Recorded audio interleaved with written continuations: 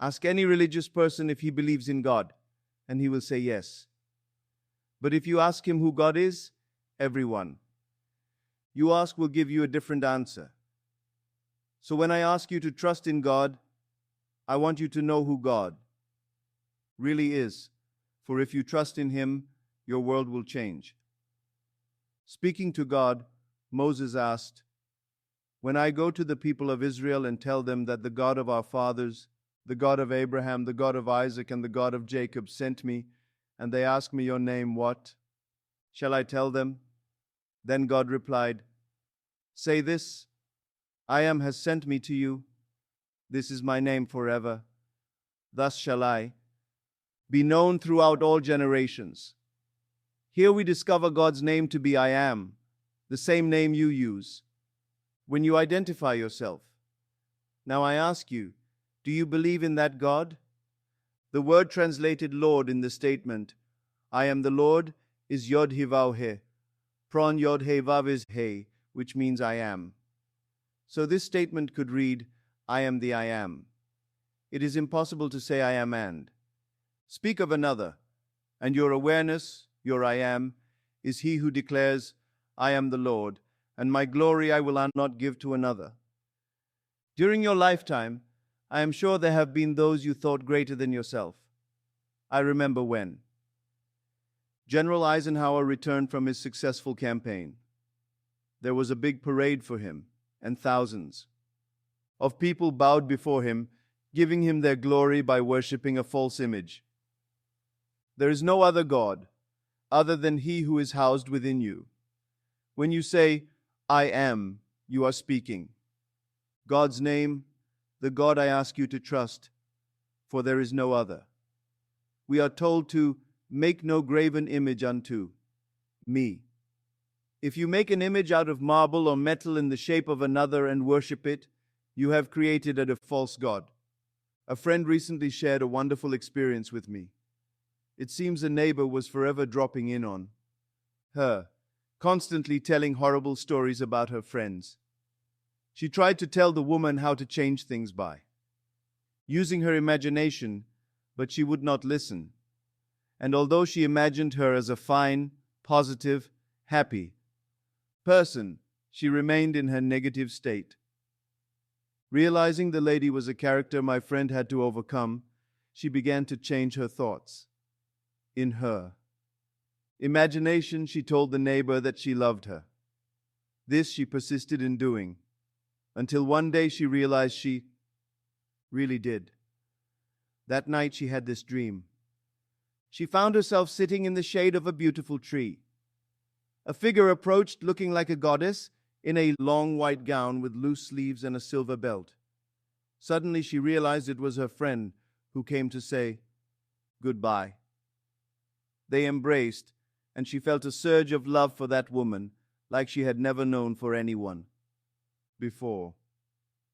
The next day this lady came to her door and said, I gave my notice this morning and have come to say goodbye. Then my friend added this thought, if I could fall as much in love with the being within me as I did with this lady, I would be completely transformed, which in turn would produce great changes in my outer world of effects, for now I know my friend's transformation took place within me. Scripture tells us to love God because He first loved us, and that we should imitate Him as a dear child. How is this done? By falling in love. Whether your desire be for wealth, fame, health, or marriage, you must fall in love with the state. My friend fell in love, and so transformed the lady she will never again encounter that state. God uses man to express love and hate, for man is the agent to express the qualities of I am. There is no other God. You will find other characteristics of God, but those who know His name put their trust in I am. Put your trust in God's name.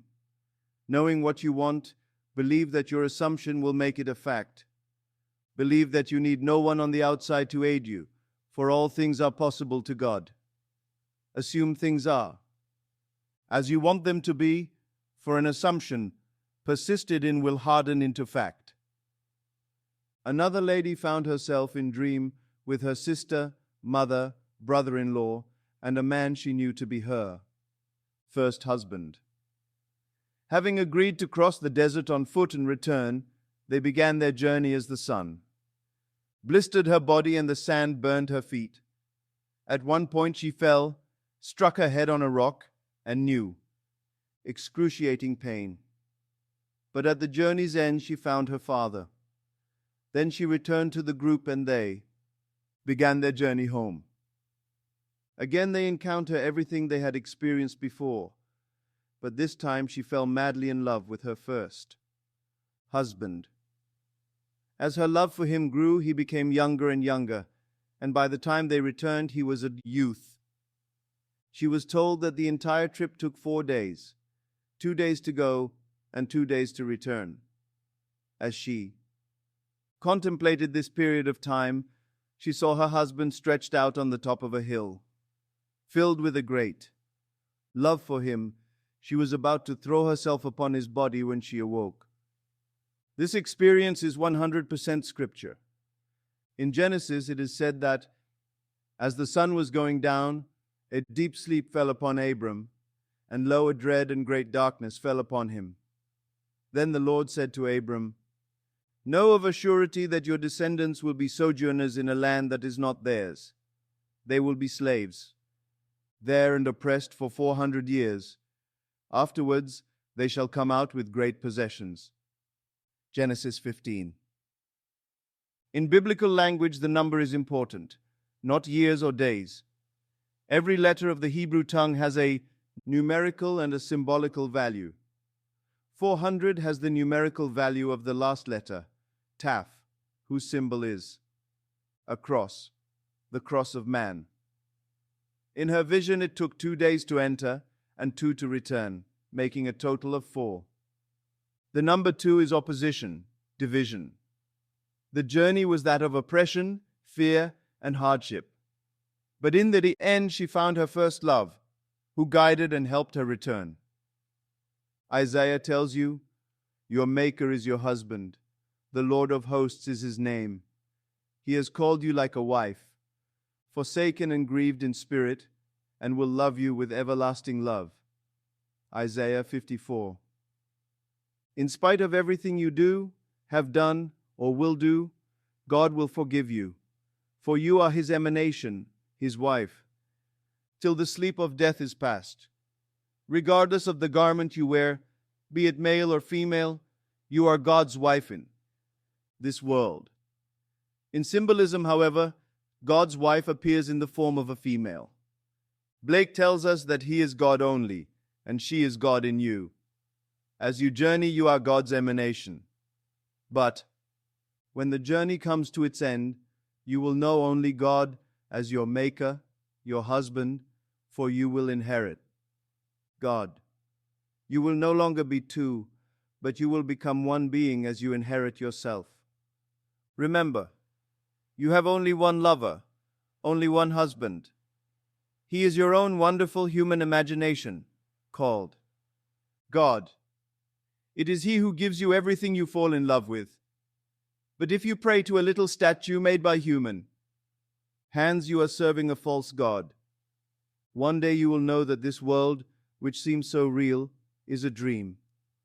That you were never a rich, poor, white, or black man, as these were only states you dreamed when you entered the state called Abram to become Abraham, the father of multitudes. God revealed himself to Abraham as El Shaddai, God Almighty, then to Moses as I Am, God's final. Revelation will come to you when God's only begotten son, David, calls you Father. It is said that David died and his sepulchre is within us to this day. Acts 2. It is within you, God's sepulchre, that David will rise. Appealing to the Lord to awake, David cries, "Rouse thyself. Why sleepest thou, O Lord? Awake, do not cast us off forever." For only as the Lord awakes can David rise from the sepulchre and find his father. Having been promised that his soul would not be left in hell, David awakes.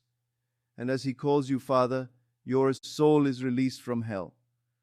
Asleep to your true identity, you are dreaming the horrors of life for a divine purpose. Only through many tribulations will you enter the kingdom of heaven. Acts 14. Do not be concerned with the horrors of the world. Simply remember that all is ordered and correct. Instead, fall in love with the I Am within you and change your world. God made it as it is now, and He can change it, for your husband is a creator. Everything in your world can be traced back to your own wonderful human imagination, who is God. Man is all imagination, and God is man. He exists in us, and we in Him. The eternal body of man is the imagination, and that is God Himself. William Blake. Fall in love with the state you now desire to occupy, and to the degree that you are self-persuaded, you will enter it. Don't believe in anyone outside of your own wonderful human imagination. Every coin is inscribed with the statement, "In God we trust." Yet I wonder how many trust in God and not the coin, if you really believe in God. You can be penniless, yet walk in the assumption of wealth and be wealthy. Learn to trust your own wonderful human imagination, for He is the only God. Do that and you will never go wrong. Now let us go into the silence